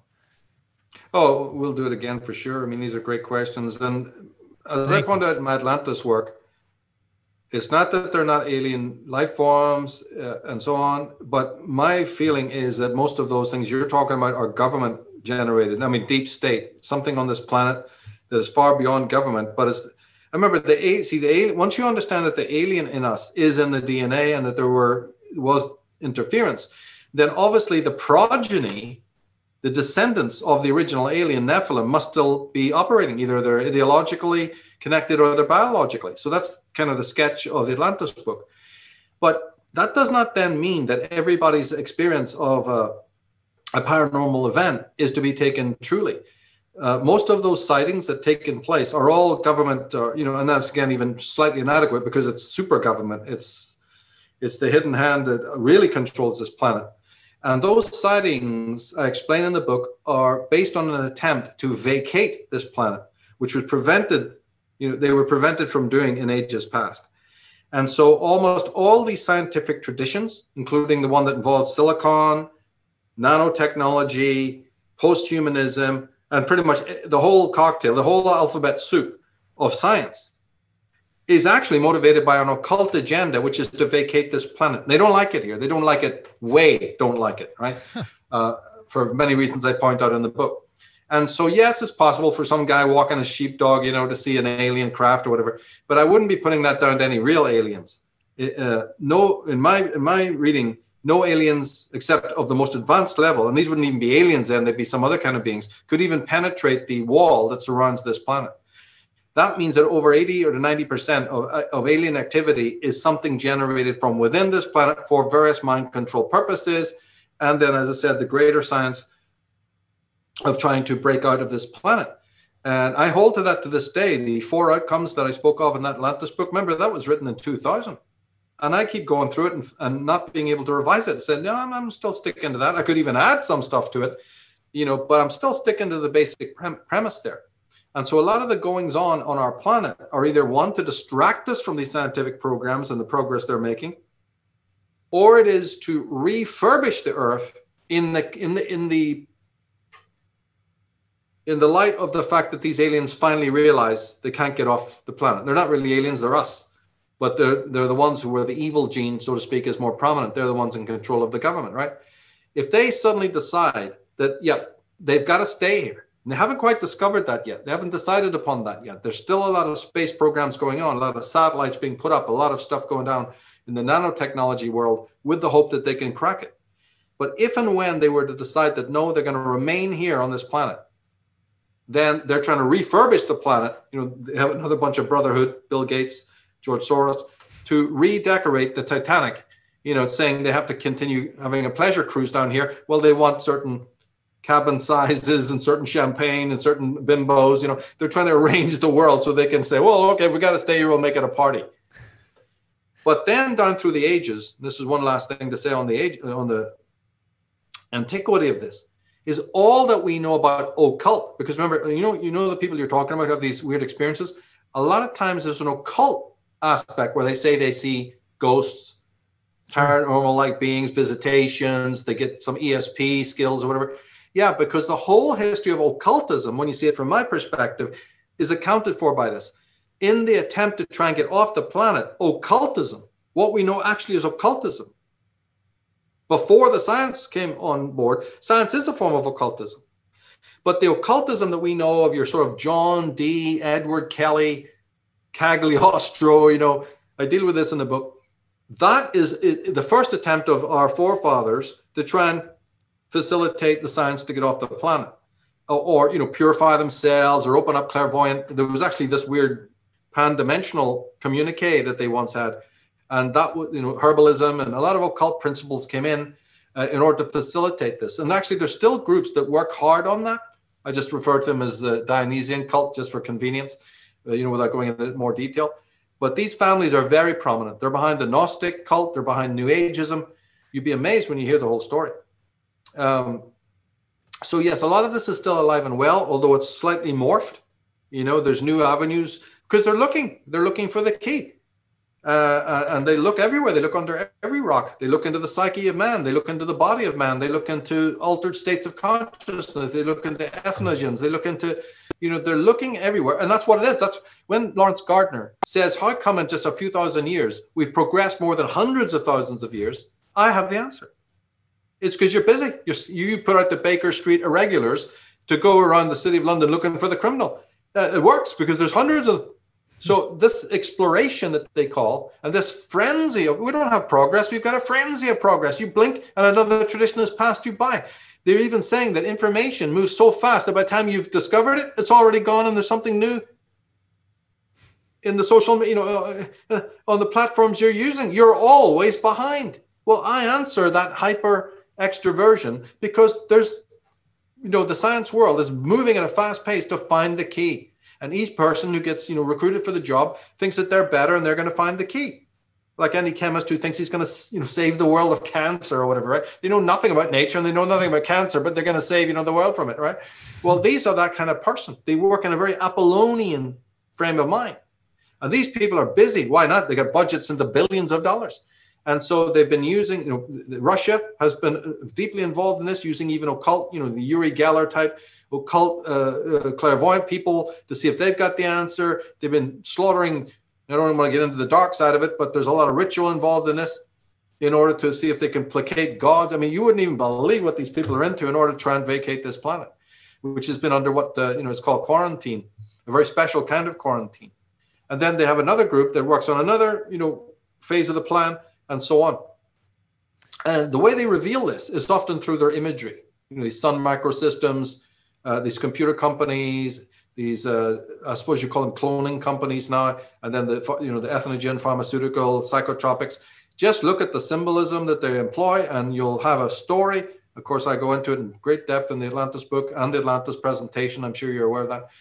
And, I'm always aware of it. So it co-opts the trauma. So that keeps people in line. But there's a greater agenda. So even though I'm a great fan of world catastrophe in terms of nature, and I love that subject and I talk about it extensively, I just don't see, human beings are very, they have a lot of gumption and recovery ability. And so I just, no matter how bad an earthquake is or a volcano or, earth changes, look, I just don't see that after, 7,000 years, we're still sort of shaken up. It's there. It's a bad wound, but we're resilient. I think something had to go even deeper in terms of trauma, than that, bad as those things were. So then you bring them all together, and that's how I formed the Atlantis work, is to bring all those factors together. Because back in the 80s, I'd learned about, the terrestrial catastrophe in the normal sense, the natural sense, as being, key to the mythology of Ireland. That was already implanted. And I said, well, that's interesting. I had to think about that. So I had that piece, but other reading and other research just told me, look, you recover from that, even in one generation, 2, 3, 4, 5, 6, 7, 8, 9, 10, 11, 12. How many generations does it take to recover from that? I just can't see it carrying on as deeply, see. So then I conceived of this other thing that went right into the DNA, right into the very cellular structure, and has psychic ramifications, of course, but it happened on a biological level. And then I brought to bear, the main thesis of the Atlantis work.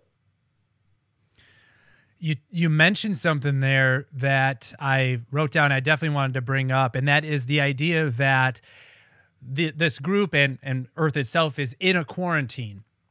And again, the images of the Ouroboros around planet Earth that folks can look up your work in with sacred symbols. Maybe you want to point them towards a certain book or presentation, but can you touch a little bit on the idea of this Earth quarantine?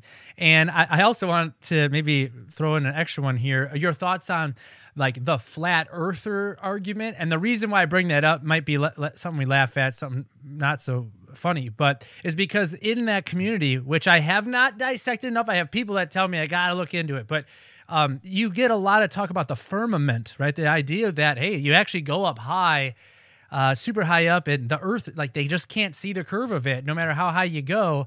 And there is some kind of clear as day energetic barrier miles and miles and miles around the Earth, and whatever it's made out of, I don't know. But could you talk a little bit about that, the actual quarantine of the planet Earth, and maybe your thoughts on how that ties into like the cosmic cycles, and like, is Earth a baby, and like, it's good, there's going to be something birthed from there, like is that quarantine going to come down in the future? Do we break free through collective shadow work and empowering ourselves? Your thoughts on that big picture there. Break it down for the audience.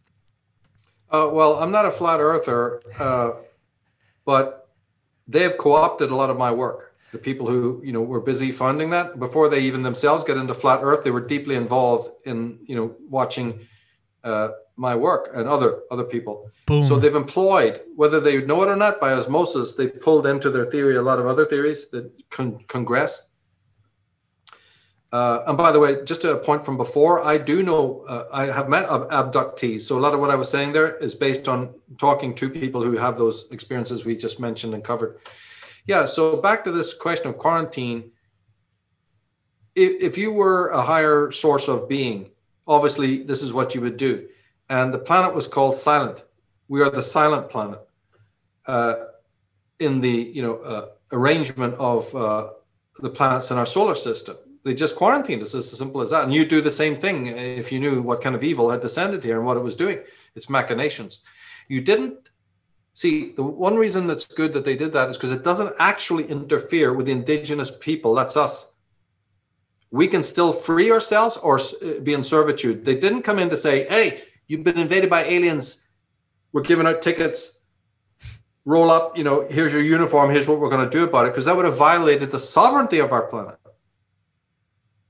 Very, very important. Cosmic forces do not interfere with your freedom. Let that be known. So this was the technique that they used.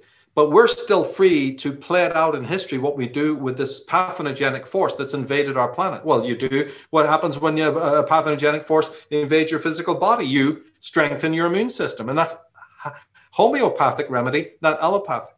So down through the centuries, the great sages who knew this kind of thing also did not tell us outright what was happening, because that would panic us and would violate our sovereignty. But they have given us the method of how to do it. And that's called the holistic or homeopathic movement. It's right in front of us all the time.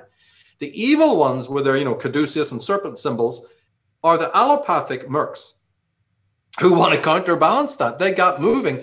Check out America. Check out what Eustace Mullins discovered about American holistic medicine. The moment it rose its head, the allopathic came in reaction to it. We wouldn't have allopathic medicine of its own. Evil always responds to something that the good has done. And this is then taken to the global level. All negative phenomena, evil phenomena of the planet, is mostly activated and given traction by something that's happened on the good side. So in my Thule Society, program that I have on Unslaved, and that's the place to go, by the way, if anyone wants access to a lot of these programs I've done. At the end of the Thule Society program, I talk about the conflict, that rages between the good and the evil, so to speak. It really does. That's not just a fictional idea. Whatever the good side does, the evil responds. Evil does something, good has to respond. How do you think forensic criminology came about? The mind of the person who fights criminology is based on what the criminal has done. All criminology is a response to the intrigue and the intelligence of a criminal. Then you up the game, isn't it? So everything in life that's good has had to be in articulation with the bad. This is one of the things I don't like about the New Age movement or anyone even remotely associated with it. And all these other little fringe boogaloo versions of it. None of them look at the dark side of life. So I don't give a shit what they think they know about the light and love and peace. You've never, you people, hinterland, the dark, I don't want to think about that. That's all negative. Do you know how many times I've been called negative? If I had $1 for every time I was called negative, I'd be a multimillionaire. So that group is meaningless to me because they're nothing that they've built up is sustainable because it's not fortified by a knowledge of evil. Not even close. My work, on the other hand, is very much, based in constantly observing what evil is about, how it thinks, what it does, how sharp it is. And then just like forensic science, you're able to have some very solid acid tests which work against evil. The criminal is, and isn't it true if you asked a criminologist, what's the benefit of forensic science and DNA? Not just to arrest the guilty, but to absolve the innocent.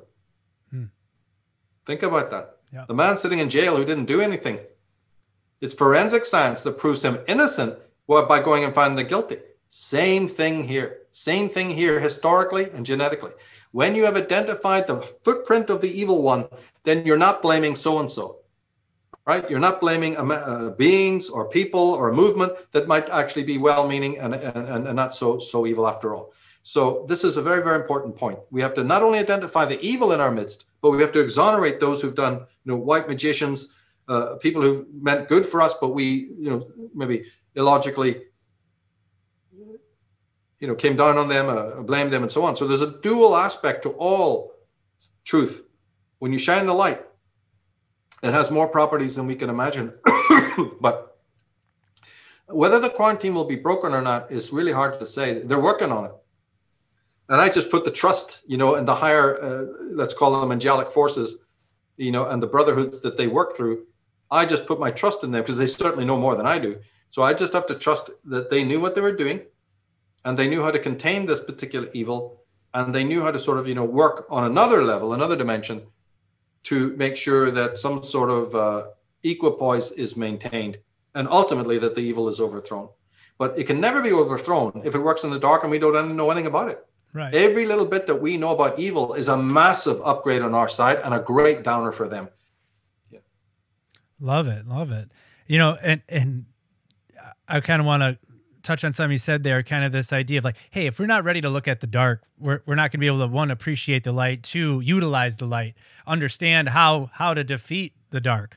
I'm sure you've been called a black pillar, a doom and gloom guy, or something like that, because I will say, in the midst of all the stuff that all the quote teachers, researchers, so-and-so out there, right, that folks are clicking on, there's a lot of the lovey-dovey stuff, right? Yeah, I don't want to look at that because that's negative. Don't be so negative. And I myself have dealt with that critique from many people in my family, friends, circles, and of course online, because I do like to dissect some of the darker aspects of what we're going through in life, because they're in everybody's face and we all should deal with it. But there's like this, the part of us just doesn't want to look at, right? We all wrestle with that. If someone was to maybe first time discover some of your work about the hidden hand, origins of evil, maybe they might think at first, wow, this sounds like everything's going to hell in a handbasket. Why should I care? Why should I do anything? And I have to combat this myself all the time. The folks that just say, just bend over and take it because we're all fucked anyway. There's no point anyway. Taxman has you anyway. These folks have been steering us since the dawn of time anyway. And it's kind of like they have a point, maybe, but at the same time, we have our inner principles, we have our desires to fix the issue. I'm a fan of martial arts, and someone is attacking you. You're being punched in the groin. And what are you going to do about it is kind of the philosophy that I bring to the table in that essence. What do you have to say about like practical solutions? And maybe you can touch on shadow work as we round out today's show here a little bit. How does this tie into practical solutions, or do we have to find the balance between not pushing against what is to the point that you're sick, to the point that you fall and die because you've given every ounce of your being to fight against something that is essentially cyclical, essentially built into the reality itself, versus, no, I have a duty. I stand for freedom. I stand for free speech. I stand for, saying no to medical experimentation on my children. We have a duty, especially parents, right, to defend our own and fight back against the multiple attacks that we're under. How do you reconcile those two? Kind of being at peace with, shit, this is what's going on.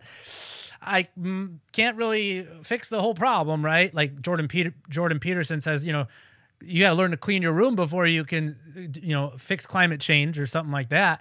But and then of course the idea, like, no, we got to handle this. We got to fix this problem. I'm going to do it if no one else will.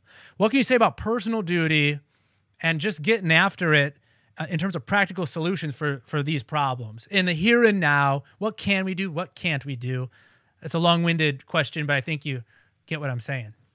Yeah, it's actually a very important question because it brings in typology, which is a kind of psychology. So I'm all for that. Because remember, I'm absolutely convinced that not everybody can do this. The beta type is the wrong man for the job. He could be assigned to maintaining or, You said the beta type? Yeah. These millennial types that you get today, you don't want, in any job that really needs done, you don't put an amateur or the wrong person for the job. you have to have certain alpha types who have it within them to do what it takes. Because a lot of this will mean somehow organizing people's minds, taking on extreme blocks. Not everybody can do it. A lot of people, even in this movement, have folded up, and that's good. Leaving the way open then for the ones who really know what they're doing. So there will be this kind of separation of the sheep from the goats as we go, because we're still in early stages yet, as far as I'm concerned. Yikes. What my great mentor, Lieutenant Colonel James Bogue, writes, he said that you have to have your arms around all the information first before you act. And he's a military man. He knew what he was talking about. And that is a hell of a process. But if you're thinking, well, that guy or gal is a Jew, I can't listen to them. That guy and a gal is left wing or right wing or black or blue or whatever. You're not the guy for the job. I said, you're a beta. Get the fuck out of here. Or you're faulting it for some other, stupid reason. Or again, it's too negative. I live in the light. Yeah, well, there's plenty of it out there. Head off. Go ahead. We'll send you some candles. Right. So, the wrong person for the job. So a very small group of people, if you watch the movie Dune and read the book, Frank Herbert says verbally in the book that one man can teach 10. 10 can teach 100. 100 can teach 1,000. I'm more the believer in that. And those are selected. That's not just any Joe who puts his head around the door. Those are people who come there prepared. Shadow work is the key, because the shadow work is the purification process by which you discover what typology you are. And if you're covered up in, I was just going to say, and what is shadow work? I don't want to cut you off, but maybe you could give your definition of that to the audience. I've kind of given mine, but I prefer if you just kind of explain that real quick. The idea of shadow work. From many years ago, my particular take on that is very, very different to what Jung and Freud and others speaking about it, or Debbie Ford or whoever. Sure. I take a Reichian point of view, and I'm the first one to connect things that nobody else has connected because they're not normally connectable. And that is that shadow work, this strange Jungian process, dealing with archetypes, the shadow being an archetype, it must be rephrased as a body work, right? Working with the somatic intelligence. And what that does, it's a leap for most people. Even Jungians have still universally do not grasp this. The Reichians grasp it in a second. The shadow archetype is actually your physical body, because the dynamic between the brain thinking, right, the cognitive left brain thinking, and the body is one of shadow. Remember I talked about a mountain below that's sealed off from your sight by a cloud? Everybody living today, and especially in the West, has a fissure between their brain thinking and the body's intelligence. Like we're two different people. This is just some vehicle that's hanging there, pretty much in a dead, supportive, secondary, derivative way. Oh my God. Oh, you think you're going to fix evil when you're walking around like some dislocated freaking, action man? Where the strings inside the doll has been snapped and you're just barely hanging on there? Not possible. That's why evil's in our world. We haven't even got the fundamentals right yet. We're not even standing on our own feet. We're not grounded. We're not even, see, the somatic intelligence means exactly what it says. The body, and now they've discovered it.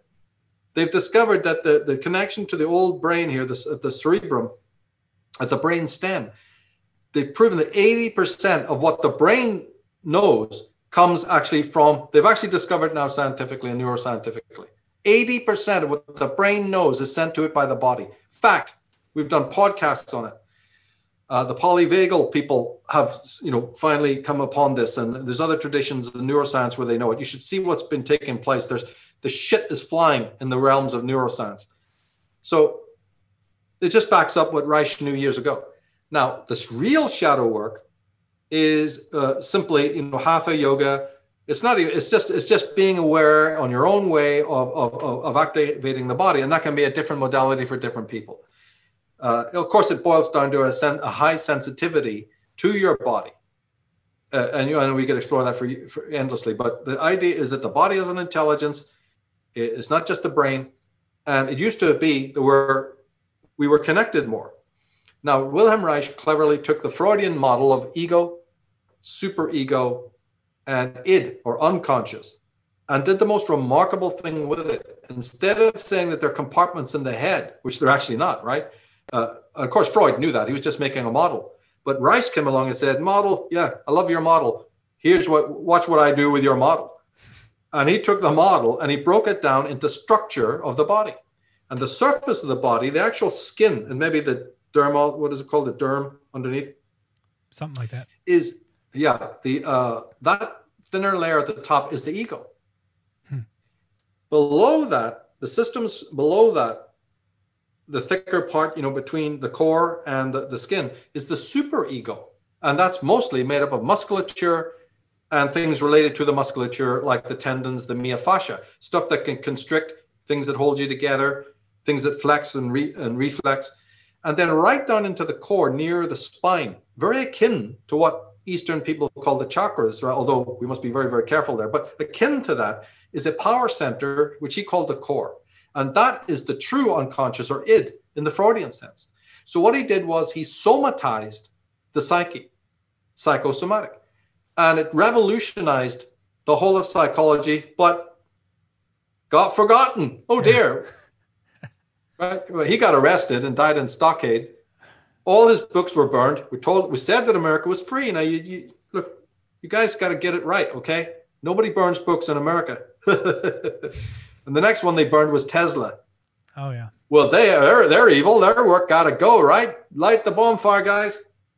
So this piece fell apart, and the Reichians, so-called, have done bugger all to bring it back. You've got to be a little niche, little affluent. They got their own little niche, and they don't tell the public anything. And who knows? But my work is to broadcast it, that get it right. That shadow work. Certainly, Jung is right to have his definition of it, but I think it works much better in the modern world to broaden the concept of shadow work into this concept of somatic intelligence, and move from that point on, right? To get back together with the body.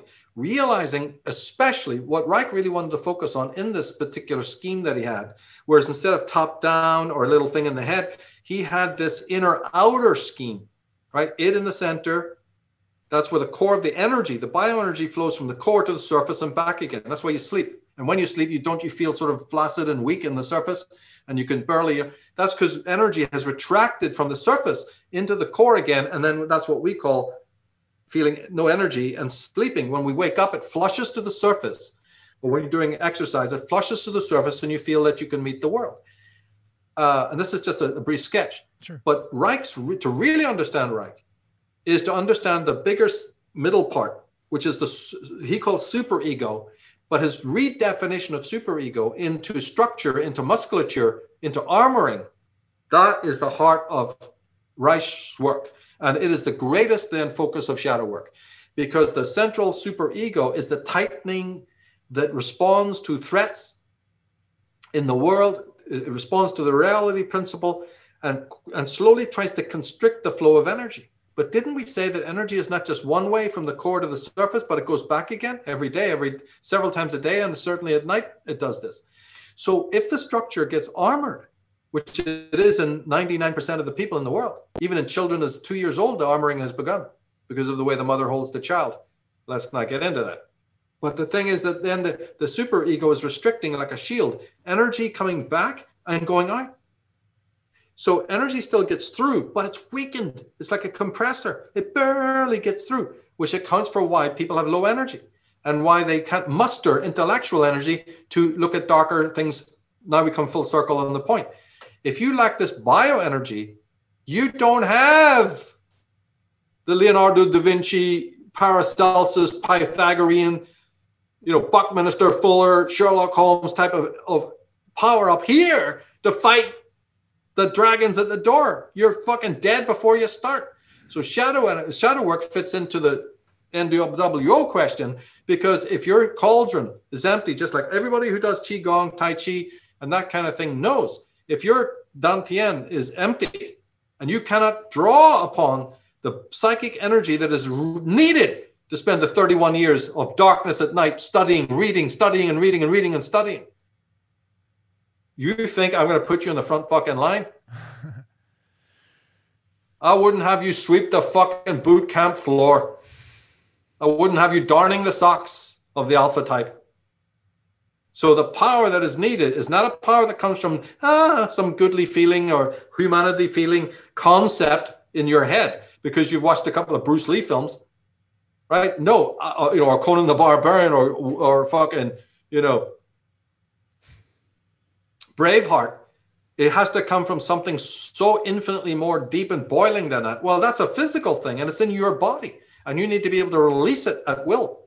All martial artists of the true sense know exactly what I'm talking about. But everyone can do it. You don't need to be a martial artist. This is something that used to be in your cauldron, and you have to be able to release it. In times in the past, it's been released, but it's been released in chaotic and psychopathic ways. But to do that, then you have to lower the armoring. And then, my friend, that is the real shadow work, which is revisiting what the parents have done to you, revisiting what society has done to you, revisiting your autophobia, what you've done to yourself. Do you realize the distance between you and the Illuminati? You got a lot of shit in the way to cover in the great rites of passage that take you within, as Freud said, introspect, go within. Reich was the one who really showed you the way, though. Those other guys only, opened the door a little bit and put the sign at the front. Reich is the one who said, I'll give you the tour. The tour is within your fibers, within your meridians. That is where the fight really is. And only when you are completely, energized on that level, when you fought the dragon within, the dragon of lethargy, the dragon of doubt, the dragon that stands in the way of you awakening the somatic intelligence, this volcano of energy within you, only then are you fit to go out, you see, and draw the sword in another type of way. Now look at our society. So my message goes out, exactly as you said, that shadow work now is the thing to do. But it involves a bravery, unlike which it's easy to fight evil in that sense. This is where it gets hard. These are when the real warrior is awakened, where he takes on himself, his own shadow, as all the movies have shown you how to do.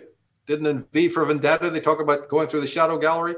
Has a Star Wars and every other movie you can think of talked about the inner journey, the rite of passage within to be the hero. This is what I'm talking about. But leaving the Reich out and just having Freud and Jung, no. They're like starters. That's kindergarten. That's all nice intellectual stuff. You can sit around with Debbie Ford in one of her centers and hold hands and kumbaya. Fuck that. Right? Wearing your Bermuda shorts. Fuck that.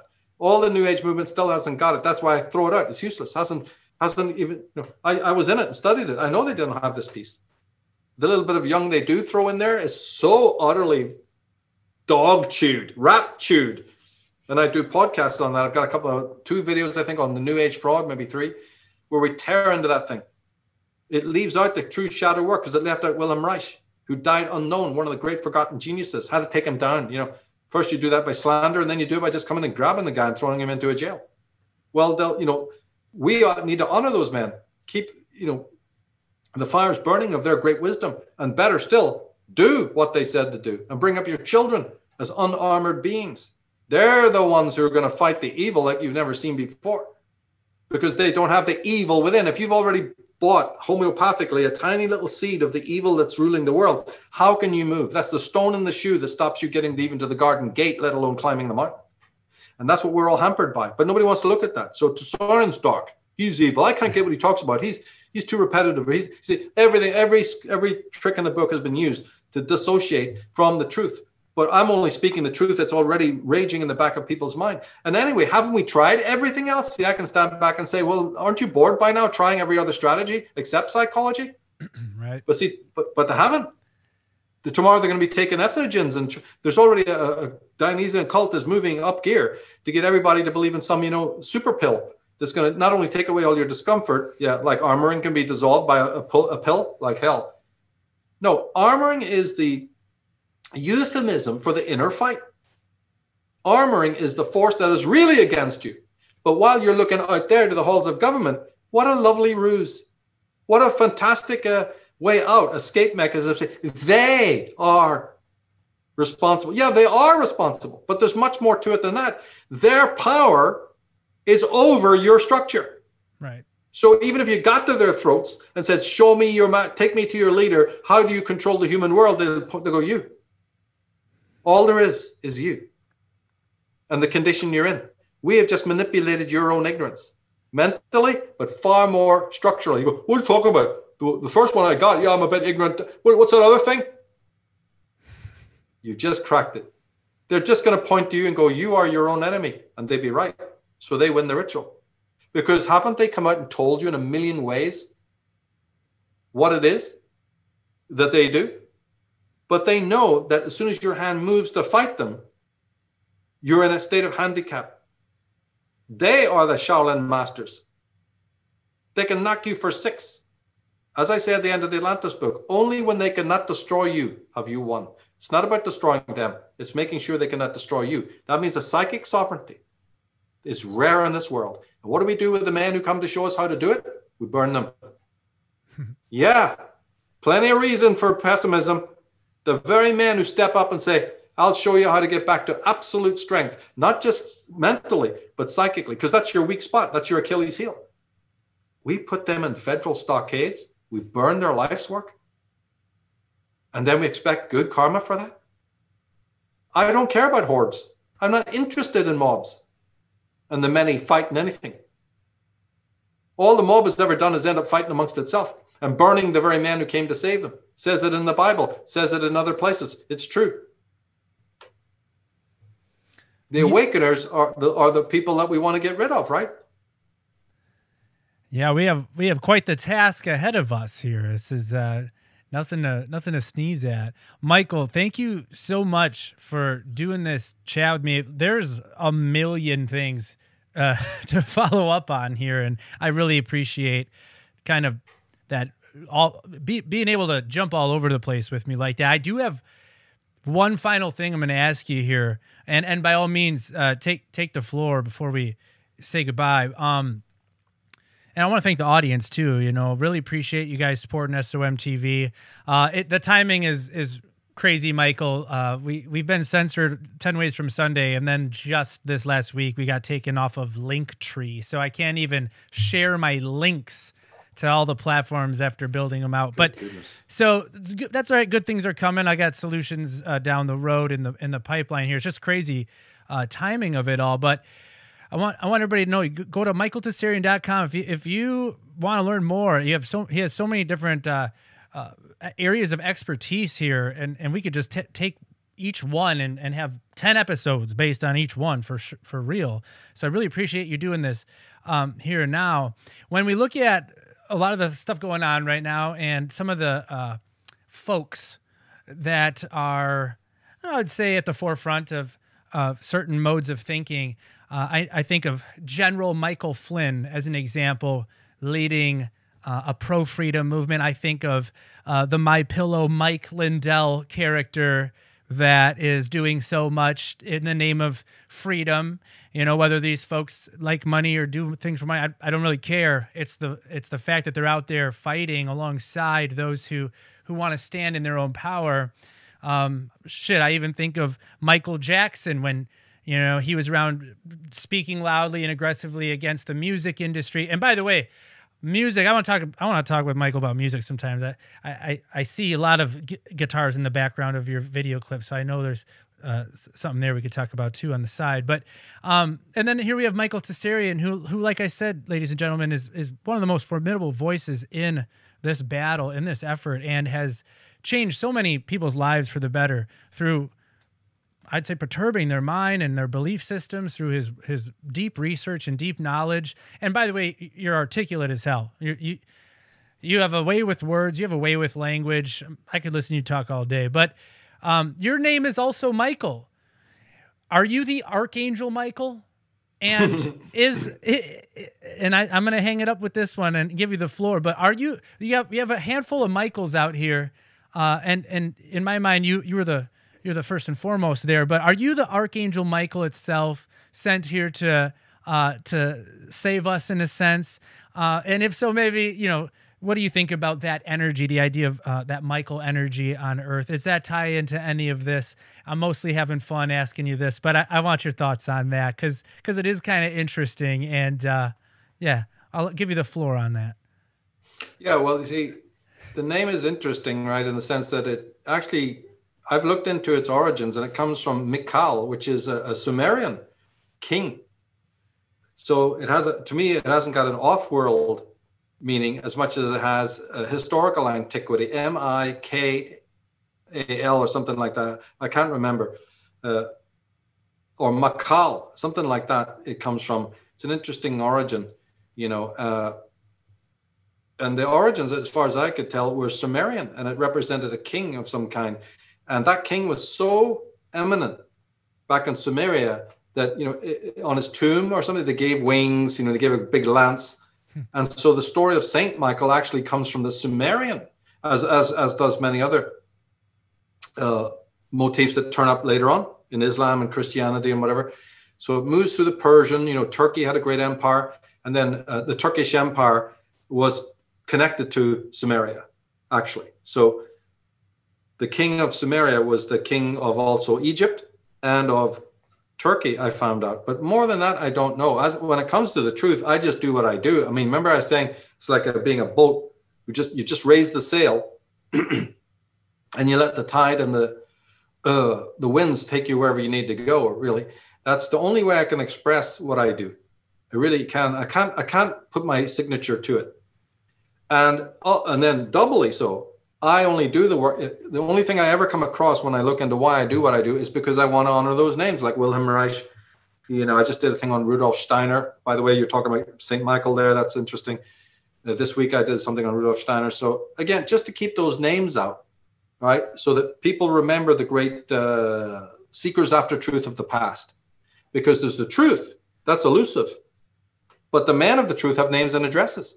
So start there. Start with their great minds. It's not then, you know, the journey is easier when you know about an Ayn Rand and a Nathaniel Branden and whoever it may be. And I try to pepper my works with their work. Doesn't mean that I haven't had admixture of my own thought there. It's just cut and paste from them. No. I disagree with a lot of things those people have also said. So I'm synthesizing their work and bringing out the best, what I think is the best of it to then, you know, present to my audience. And the generous people in my audience know that. The ungenerous ones, well, you know, they just condemn you and say, oh, you're just repeating what somebody else said. Yeah, well, then you're free to go and buy their books and read it and see if that's true, right? You think I'm just parroting some guy, then you go buy the book and see if that's true.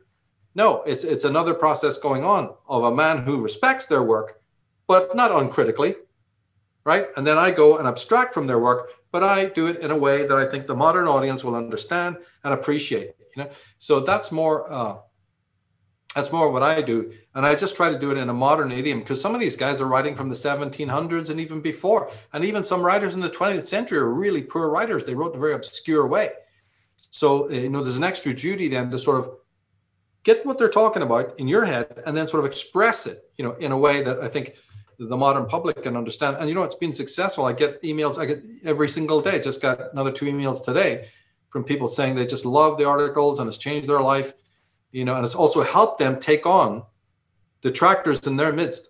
You know, if you're eloquent and you articulate properly, then the next person who's reading it feels empowered. If they're reading somebody who means well but can't really express that well, yeah, you know, it's very difficult for you to take on that plonker at the front of the class or a neighbor or a family member. When you read somebody like myself who's really got the facts and the footnotes there and can express in very strong language, I think that empowers the next person to say, you've given me a toolkit here. I feel very much empowered now to cite or to take on that person. I don't feel as weak. I'm not as like cowed by them going, well, I'm older than you and I've got a PhD. You know, we need to be able to fight back. Fuck your PhD. I know what I'm talking about. Well, you have to have a conviction. So I think, you know, my work has that little bit benefit of giving people a sense of that you got people backing you. I'm not speaking just as Michael. I'm speaking as, you know, all of these other men and women before us. I'm fortifying you with a library, with a bibliography that you can rely on. And then it's up to you. I've opened the Aladdin's cave. And believe me, if you know, do dip into those works, you will have the power, just like I had it, to take on anyone.